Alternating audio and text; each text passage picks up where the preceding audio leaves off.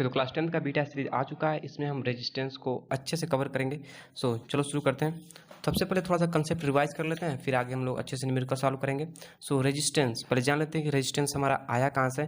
देखो, हमें पता है कि ओम्स लॉ क्या बोलता है कि V is directly proportional to I, यानी कि जितना V बढ़ेगा उतना भी I बढ़ेगा। हमारे घर में मेन सप्लाई 220 वोल्ट का आता है, लेकिन हमारे घर के अप्लायंस होते हैं सिर्फ 5 एम्पियर ही करंट पे चलते हैं। तो रीज़न क्या है कि 220 से सिर्फ 5 एम्पियर हो जाता है। तो यहाँ से हमारा एक टर्म पैदा होता है जिसे हम बोलते हैं रेजिस्टेंस। तो इसी पे हमारा डिफिनेशन बन चुका है, the property of conductor to resist the flow of charge through it. It's means अगर कोई कंडक्टर है, इसमें चार्ज फ्लो हो रहा है, तो ये इसके एक प्रॉपर्टी के द्वारा अपोज किया जाएगा, उसी को हम बोलेंगे रेजिस्टेंस। थोड़ा थोड़ा नोटेशन याद कर लो कि इसको हम लोग बोलते हैं ओम, जो कि इससे रिप्रेजेंट किया जाता है रेजिस्टेंस को। और एक यहाँ पॉइंट है कि जिधर पॉजिटिव चार्ज मूव करेगा वही डायरेक्शन हमारा करंट का हो जाएगा, और जिधर नेगेटिव चार्ज मूव करेगा उसके जस्ट अपोजिट हमारा डायरेक्शन ऑफ करंट हो जाएगा। ओके, अब देखो जो हमारा रेजिस्टेंस है वो दो टाइप के कॉम्बिनेशन में होते हैं, एक सीरीज और एक पैरेलल। ओके, तो यहाँ पे थोड़ा बहुत कंसेप्ट को समराइज कर लेते हैं। पहले बात यह है कि सीरीज कॉम्बिनेशन में करंट का कोई डिवीजन नहीं होता है। यहाँ से करंट आ गया तो हर टर्मिनल में करंट आ ही रहेगा, और पोटेंशियल डिफरेंस हर टर्मिनल पर चेंज होगा। ओके, और एक न्यूमेरिकल सॉल्व करने से एक इंपॉर्टेंट पॉइंट ये है कि जो इसका इक्विवेलेंट रेजिस्टेंस आएगा वो जो मैक्सिमम रेजिस्टेंस होगा उससे हमेशा ज़्यादा ही होगा। एग्जांपल के तौर पे मान लेते हैं R1 3 ओम का है और R2 1 ओम का है और R3 हमारा 5 ओम का है, तो जो हमारा इक्विवेलेंट रेजिस्टेंस आएगा वो हमेशा ग्रेटर देन 5 ओम ही होगा। ओके, और इसका फार्मूला ये होता है R equivalent is equal to sum of all resistance. चलो इस कंसेप्ट पे क्वेश्चन है कि मान लेते हैं कि एक हमारा सर्किट जिसमें एक 1 एम्पियर का करंट है, और मतलब 1 एम्पियर 1 ओम का रेजिस्टेंस है और दूसरे में 0 ओम का रेजिस्टेंस है, तो इक्विवेलेंट रेजिस्टेंस कितना होगा? सिंपल सी बात है, दोनों को जोड़ लेंगे तो हमारा इक्विवेलेंट रेजिस्टेंस 1 ओम आ जाएगा। ओके, अब देखो पैरेलल कॉम्बिनेशन में क्या होता है, इसमें पोटेंशियल डिफरेंस हर टर्मिनल में सेम रहेगा, करंट डिवाइड होगा। वेरी इंपॉर्टेंट, जहां करंट डिवाइड होगा इट्स मीन्स वो पैरेलल कॉम्बिनेशन है। ओके, और इसमें जो इक्विवेलेंट रेजिस्टेंस आएगा वो हमेशा लेस रजिस्टर से कम ही होगा। एग्जांपल के तौर पे मान लो कि ये 3 ओम का रजिस्टर है, ये 5 ओम का है और ये 1 ओम का है, तो जो इक्विवेलेंट रजिस्टर आएगा वो हमेशा लेस देन 1 ओम का ही आएगा। ओके, अब यहाँ पे देखते हैं इसका फार्मूला क्या होता है, 1/R equivalent equal to reciprocal of all the resistance. यहाँ पे देखो क्वेश्चन कर लेते हैं इसी कंसेप्ट में। मान लो कि दो रेजिस्टेंस है, एक है इनफाइनाइट ओम का और दूसरा है अपन का 0 ओम का, दोनों को पैरेलल में जोड़ देंगे तो इक्विवेलेंट रेजिस्टेंस कितना आएगा। तो सिंपल सी बात है, जब इसको हम लोग सॉल्व करेंगे 1/इनफाइनाइट प्लस 1/0, दोनों का LCM 0, 0 + 1 is equal to equivalent resistance कितना आ जाएगा 0। ओके, यहाँ पर देखा आपने कि इनफाइनाइट हमने ओम का रेजिस्टेंस लगाया, फिर भी जो हमारा लेस रेजिस्टेंस है 0 इसी के इक्वल आया या फिर लेस आया। ओके, चलिए अब थोड़ा मेन टॉपिक पे आते हैं जो कि हमको पढ़ना है इस वीडियो में, और वो है अपन का सिमेट्री रूल। ठीक है, तो देखो भाई सिमेट्री रूल क्या है। सिमेट्री रूल हमारे दो टाइप के होते हैं, एक मिरर और एक फोल्डिंग सिमेट्री। तो जब भी तुमको ऐसा सर्किट मिले जिसमें RHS इक्वल टू LHS हो तो तुमको समझ जाना है कि वो क्या है, मिरर सिमेट्री है। और जब भी मिरर सिमेट्री दिखे तो तुम बीच से किसी ऐसे पॉइंट से इमेजिनरी लाइन ड्रॉ कर देना जिससे ये पता चले कि जो लेफ्ट हैंड साइड वो हमारे राइट हैंड साइड के इक्वल हो जाए। जैसे इस सर्किट में देखो, अगर हम यहाँ से एक इमेजिनरी लाइन ड्रा कर दें तो RHS इक्वल टू LHS हो जाएगा, तो इस सिमेट्री को हम बोलेंगे मिरर सिमेट्री। तो देखो सॉल्व करने का कंसेप्ट क्या है। पहला कंसेप्ट ये है कि जिस पॉइंट पे इंटरसेक्ट कर रहा है उस पॉइंट को हम चाहे तो ब्रेक कर सकते हैं। ठीक है, मान लो इस पॉइंट से इंटरसेक्ट किया तो हम इस पॉइंट को ब्रेक कर सकते हैं। ठीक है, तो इस पॉइंट को तुम चाहे तो ब्रेक कर सकते हो और रिज्वाइन भी कर सकते हो। और दूसरा पॉइंट ये है कि जब भी तुमको मिरर सिमेट्री दिखे तो एक ना एक ऐसा सर्किट होगा जिसमें करंट का फ्लो नहीं होगा। इसके यहाँ पर हम देखते हैं मिरर सिमेट्री हुआ, यहाँ से हमने करंट निकाला I। देखो रेजिस्टेंस के सर्किट सॉल्व करने का बेसिक रूल है, किसी एक टर्मिनल से करंट निकालो, जहाँ डिवाइड होगा मतलब समझ लेना पैरेलल है। यहाँ से करंट गया I और यहाँ से करंट गया I, यहाँ से जाएगा खुचुक खुचुक खुचुक, इससे होते हुए आगे जाएगा। अब देखो यहाँ पर तुम मिरर रखे हो I1, तो इस साइड भी I1 ही होगा, यानी जो करंट यहाँ आया यहाँ पहुँच गया, फिर यहाँ से I2 यहाँ पर I2 पहुँच गया। तो इट्स मीन कि जो करंट यहाँ है वो यहाँ आ गया, यहाँ पर तो करंट पहुँचा नहीं जो बीच का रजिस्टर, इट्स मीन्स ये तो हमें फालतू में दिया हुआ है, इसको हम यूज़ नहीं करेंगे। तो सिंपल से क्या करोगे, इन दोनों को तुम सीरीज में लगा लोगे, इन दोनों को सीरीज में, क्योंकि सेम करंट जा रहा है, फिर दोनों पे करंट डिवाइड है तो पैरेलल में करके तुम इक्विवेलेंट रेजिस्टेंस निकाल सकते हो। मिरर सिमेट्री में क्या था कि right hand side equal to left hand side था, लेकिन इस फोल्डिंग सिमेट्री में हमारे पास क्या है कि upper side is equal to lower side है। ओके, ये 2R है, ठीक है, ऊपर गलत हो गया तो मैंने यहाँ पर बना दिया दोबारा क्लियरली। तो इसमें क्या है कि upper side is equal to lower side है। जब तुमको ऐसा सिमेट्री मिले जिसमें upper side is equal to lower side हो तो वहाँ पे हमारा फोल्डिंग सिमेट्री होगा। यह हमेशा याद रखना कि टर्मिनल अक्रॉस होता है, यानी कि यहाँ पर A टर्मिनल B टर्मिनल इसके अक्रॉस होता है, लेकिन मिरर सिमेट्री कहीं से भी हो सकता है। ओके, तो जब ऐसे हो जाए तो इसको सॉल्व करने का कंसेप्ट क्या है कि जो जो इसके आधे रेजिस्टेंस होंगे इस सर्किट के, मान लो कि ये 4 हैं तो 5 है, यहाँ पर तो देखो करंट नहीं जाएगा, ये बताता हूँ कैसे नहीं जाएगा। जो आधे रेजिस्टेंस होंगे उसको हम आधा कर देंगे। देखो कैसे, इसमें हम क्या करते हैं, टर्मिनल बना लेते हैं। यहाँ हमने टर्मिनल बना लेते हैं एक्स, यहाँ हमने एक्स बना लिया, ये वाई तो यह भी वाई, ये जेड तो यह भी जेड। ठीक है, तो देखो एक्स और वाई दोनों टर्मिनल के बीच रेजिस्टेंस आर है, it's means potential difference same है, इट्स मीन कि किसमें पैरेलल में है। ठीक है, यहाँ भी पोटेंशियल डिफरेंस वाई और जेड के बीच में दोनों है, तो इसका मतलब कि यहाँ भी पैरेलल कॉम्बिनेशन, इट्स मीन्स ये दोनों पैरेलल में है। तो एक कंसेप्ट हमेशा याद रखना कि अगर दो रेजिस्टेंस, एक का आर ओम है दूसरा आर ओम है, तो इक्विवेलेंट रेजिस्टेंस हमेशा R/2 होगा। तो यहाँ पे R/2 इसका इक्विवेलेंट रेजिस्टेंस हो जाएगा और यहाँ भी इसका इक्विवेलेंट रेजिस्टेंस R/2 होगा। तो मैं क्या कह रहा था कि जब भी तुमको फोल्डिंग सिमेट्री दिखे तो आधे रेजिस्टेंस को मिटा देना और जो आधा बचा उसको एकदम हाफ कर देना, तुम्हारा हो जाएगा। ओके, अब यहाँ पे देखो एक्स और वाई पोटेंशियल डिफरेंस चेंज हो रहा है, इट्स मीन कि किस में है, सीरीज में है। जब पोटेंशियल डिफरेंस चेंज हो रहा है तो सीरीज में है, तो R/2 हमारा प्लस R/2 हमारा क्या हो जाएगा, बिकम R हो जाएगा। तो ये ठीक है, सॉरी ये 2R है तो ये हमारा R है पूरा, तो यह 3/2R हो जाएगा। समझ गए।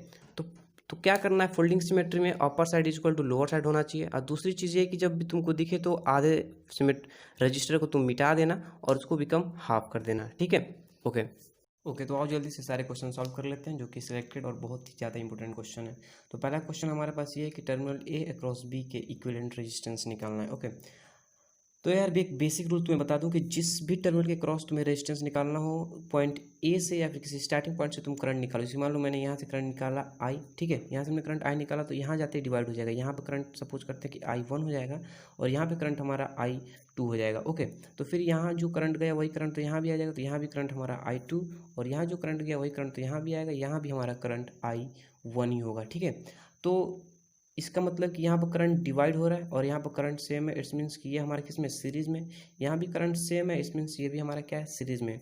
तो R इक्विवेलेंट 1 और 2 के, इट्स मीन्स रेजिस्टेंस को R1 मान लें, इसको अगर हम R2, इसको R3 और इसको R4, तो रेजिस्टेंस अक्रॉस R1 एंड 2 कितना हो जाएगा, 25 + 25 हमारा 50 ओम। ओके, और फिर सिमिलरली हमारा रेजिस्टेंस अक्रॉस 3, 4 भी हमारा 50 ओम हो जाएगा। अब दोनों क्या है कि करंट डिवाइड है तो पैरेलल में है, तो यहाँ पर हम पैरेलल वाला फार्मूला लगाएंगे और R इक्विवेलेंट हमारे पास आ जाएगा 1/50 + 1/50, it's means R equivalent is equal to 25 ohm. Okay, so अब आते हैं अपने नेक्स्ट क्वेश्चन की तरफ, ये वाला इस बार इस पर कंसेप्ट है। अब देखो ये क्वेश्चन है, देखते हैं यहाँ पर कौन सा सिमेट्री लग रहा है, यहाँ फोल्डिंग सिमेट्री लग रहा है या फिर मिरर सिमेट्री। ओके, तो देखो यहाँ से हम क्या करते हैं, एक इमेजिनरी लाइन ड्रॉ कर देते हैं, ध्यान से देखें तो हाँ, तो ये हमारा मिरर सिमेट्री होगी, यानी कि RHS is equal to LHS। Okay, तो अब देखो RHS इक्वल टू LHS हो गया, तो हम यहाँ पर क्या कर सकते हैं, ब्रेक कर सकते हैं, इस पॉइंट को ब्रेक कर सकते हैं, यानी कि यहाँ से हमारा इस पॉइंट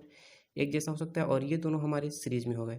और ऐसे भी मिरर यहाँ पर रखोगे तो यहाँ पर करंट अगर सपोज करते हैं I1 है तो यहाँ भी करंट हमारा I1 ही होगा, और यहाँ पे करंट अगर I2 है तो यहाँ पर भी करंट हमारा I2 होगा। यानी जो करंट यहाँ पर है वो करंट इधर जा रहा है और जो करंट इधर है वो करंट यहाँ पर आ रहा है। इट्स मीन्स ये दोनों हमारे सीरीज में है और ये भी दोनों हमारे सीरीज में है। देखो कैसे हो जाएगा, तो हमारा सर्किट कुछ ऐसे बन जाएगा। ओके, इसकी मान लो यहाँ पर 2R, तो R और R सीरीज में जोड़ दिया हमने, R और R जोड़ दिया 2R, और फिर ऐसे। अब इसको आगे सॉल्व करते हैं, तो देखो ये तीनों जो हमारे सिमेट्री हैं सीरीज में है, तो इसको हम जोड़ देंगे तो फिर हमारा रेजिस्टेंस, पहले देखो इस वाले को पहले हम सॉल्व कर लेते हैं। ओके, तो इसको सॉल्व करेंगे तो क्या हो जाएगा, इसकी मान लेते हैं इसका रेजिस्टेंस मान लो तो 1/R, इसका कितना आ जाएगा 1/R, मतलब R इक्विवेलेंट फर्स्ट मान लेते हैं, प्लस 1/2R। ओके, तो इसका इक्विवेलेंट रेजिस्टेंस दोनों कैल्शियम लेते हैं 2R, ऊपर हो जाएगा 2 + 1 इज इक्वल टू 3/2R, तो R इक्विवेलेंट 1 कितना आ जाएगा हमारे पास 2/3R। तो अब देखो हमारा सर्किट अगर बनाए तो कैसे बन जाएगा, ऐसे।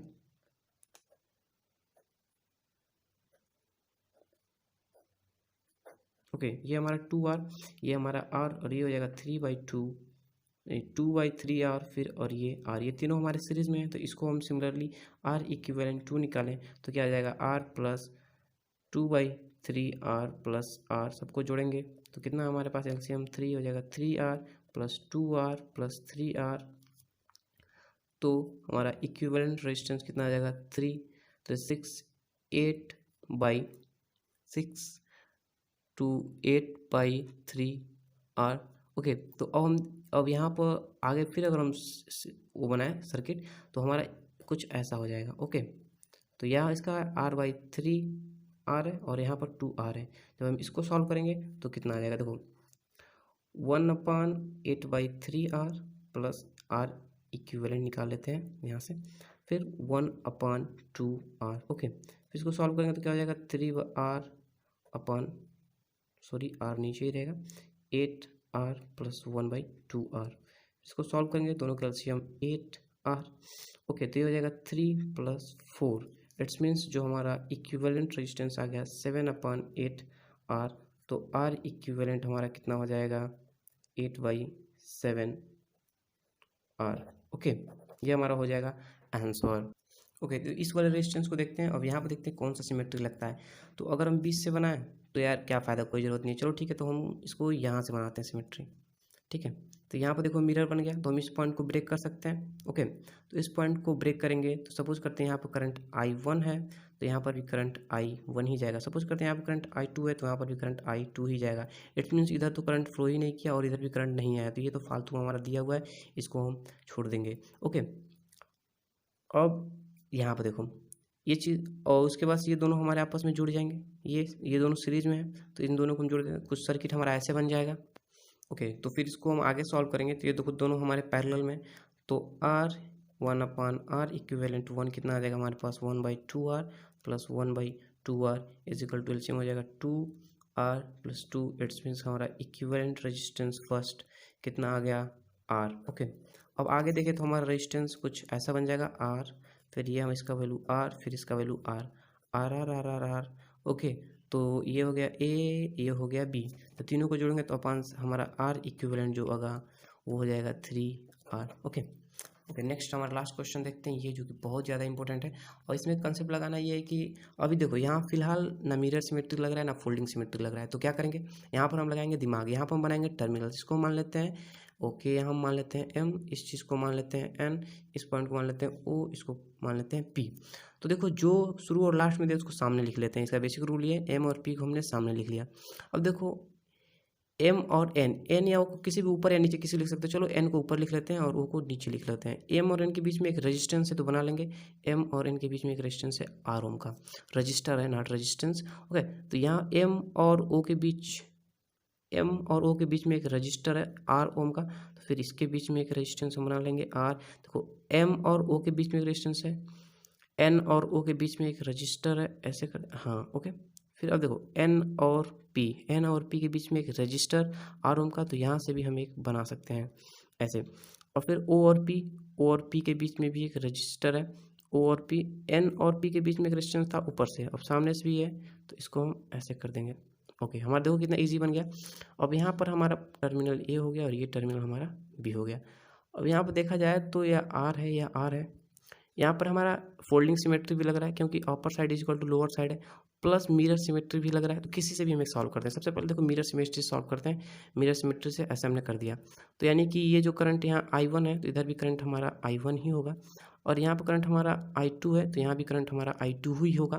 तो चलो ये दोनों सीरीज में, इट्स मीन्स तो इन दोनों को हम पहले सीरीज में कर लेते हैं और इन दोनों को सीरीज में कर लेते हैं, तो हमारा रेजिस्टेंस कुछ ऐसा बन जाएगा।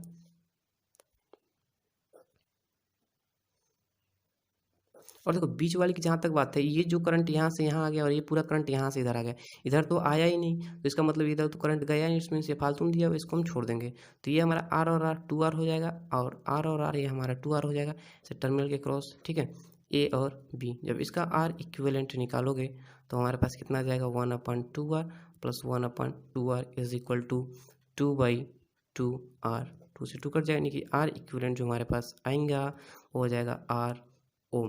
देखो यहाँ फोल्डिंग सिमेट्री कैसे सॉल्व करेंगे। फोल्डिंग सिमेट्री में क्या बताया था कि जो हाफ रेजिस्टेंस होगा उसको हम हाफ कर देंगे, आधे रेजिस्टेंस को हम आधा कर देंगे। ये जो 4 रेजिस्टेंस है ना, इसको तो कोई करंट जा नहीं रहा, तो इसको छोड़ देंगे।